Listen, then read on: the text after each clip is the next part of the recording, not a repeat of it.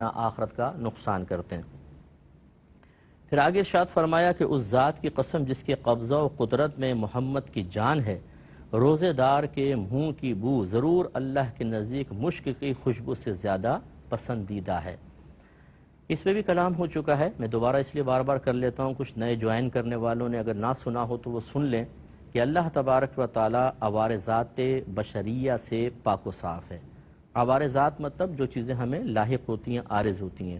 جیسے ہماری خوشی ہے، ہمارا غم ہے، ہماری حیرت ہے، ہمارا تعجب ہے، ہماری بیماریاں ہیں، ہماری صحت ہے، یہ خود ہماری ذات تو نہیں ہے نا، ہماری ذات کے ساتھ چیزیں وابستہ ہیں، انہیں کہتے ہیں عوار ذات۔ تو اللہ تبارک و تعالی عوار ذات بشریہ سے پاک و صاف ہے، یعنی جیسے ہم چیزوں سے اثر قبول کرتے ہیں پھر اس کا ایک رزلٹ آتا ہے۔ خوشگوار چیز کا اثر قبول کریں گے تو خوشی ظاہر ہوگی، دل خوش ہوتا ہے، ہمارا چہرہ کھل جاتا ہے۔ کوئی جلال والی چیز، بری چیز ہوتی ہے تو غصے میں آتے ہیں، نقصان والی چیز سامنے آتی ہے تو دل اثر قبول کرتا ہے تو ہم صدمے کی کیفیت میں نظر آتے ہیں، چہرے پر صدمہ ظاہر ہو جاتا ہے، تعجب، اسی طرح حیرت، یہ چیزیں بھی ہوتی ہیں۔ اللہ تعالیٰ ان چیزوں سے پاک و صاف ہے، لہٰذا اگر فرض کر لیں کہ ہم روزہ رکھتے ہیں اور ہمارے منہ میں ایک روزے کی وجہ سے جو معدے سے ایک خوشبو اٹھتی ہے، یعنی خالی معدے سے، تو یہ نہیں ہے کہ اللہ تعالیٰ کو جیسے ہم عطر لگاتے ہیں تو ہمیں خوشی محسوس ہوتی ہے، ایسے اللہ تعالیٰ محسوس فرماتا ہے، نو، وہ اس سے پاک و صاف ہے۔ مراد یہ ہے کہ جو کہتے ہیں کہ اللہ تعالیٰ خوش ہوگا، اللہ تعالیٰ ناراض ہوتا ہے، اللہ کی خوشی کا مطلب کیا ہے کہ اس کا کسی یعنی نماز سے اللہ خوش ہوتا ہے، فرض کر لیں، اس کا مطلب یہ ہوگا کہ اس نے ازل سے ہی نماز پر انعام دینے کا ارادہ رکھا ہے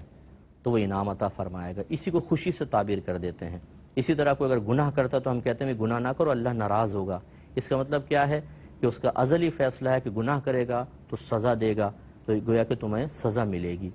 اسی طرح یہاں پر کہ اگر روزے دار کے منہ کی خوشبو ہے تو یہ نہیں ہے کہ خوشبو کوئی اللہ تعالیٰ تک پہنچے گی اور اللہ تعالیٰ اس کو پسند فرماتا ہے اس طرح جیسے ہم پسند کرتے ہیں۔ مراد یہ ہے کہ بروز قیامت، اس کا ایک مطلب یہ بیان ہوا ہے کہ بروز قیامت جب کوئی شخص آئے گا تو اس کے منہ سے ایسی خوشبو پھیل رہی ہوگی جیسے مشک کی خوشبو ہوگی، اور اللہ تعالیٰ اس روزے دار کو انعام عطا فرمائے گا۔ یہی پسندیدگی کا مفہوم ہے، تو یہ اچھی طرح سمجھیں، اپنا عقیدہ بہت صحیح رکھیں، ورنہ جب ہم عقیدے کو صحیح طرح نہیں سمجھ پاتے تو ہم اللہ تعالیٰ کو معاذ اللہ نیچے سطح پر لا کر ایک انسان کی طرح اس کے ساتھ معاملات کرنے کی کوشش کرتے ہیں۔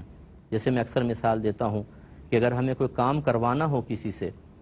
اور ہم اس کو کچھ انعام کا لالچ دیں، یار یہ کام کر دو پھر تم اتنا انعام دوں گا، تو جتنا بڑا انعام ہوگا ہمیں امید ہوتی ہے کہ وہ کام جلدی کرے گا۔ مثلا کسی کو کہا کہ 500 روپے دے دوں گا میرا کام کر دو، یا 5 لاکھ دے دوں گا کام کر دو، تو 5 روپے 50 روپے یا 500 روپے میں شاید وہ اتنا متحرک نہ ہو، لیکن 5 لاکھ سن کر تو بہت ہو جائے گا۔ تو بعض اوقات جو ہمارے کم علم مسلمان بھائی بہن ہوتے ہیں وہ اللہ تعالیٰ کے بارے میں بھی ایسا ہی گمان کرتے ہیں، لہٰذا کتنی خواتین ایسی ہیں جو منت مانتے ہوئے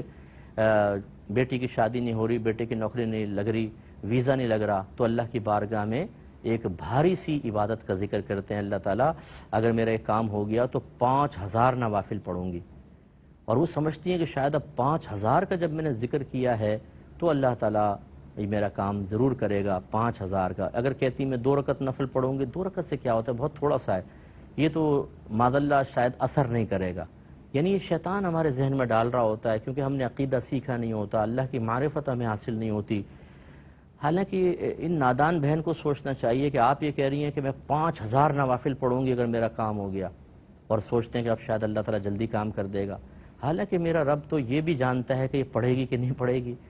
اس نے تو ازل سے ہی تمام فیصلے فرما دیے ہیں، یہ کام ہوگا نہیں ہوگا یہ بھی اللہ تعالیٰ جانتا ہے۔ اللہ تعالیٰ نے فیصلہ کیا ہوگا تو ہوگا، ورنہ نہیں ہوگا۔ لیکن وہ ہماری جو اندر ایک مطلب کم علمی، اور معذرت کے ساتھ لفظ استعمال کر رہا ہوں کہ جو جہالت ہے،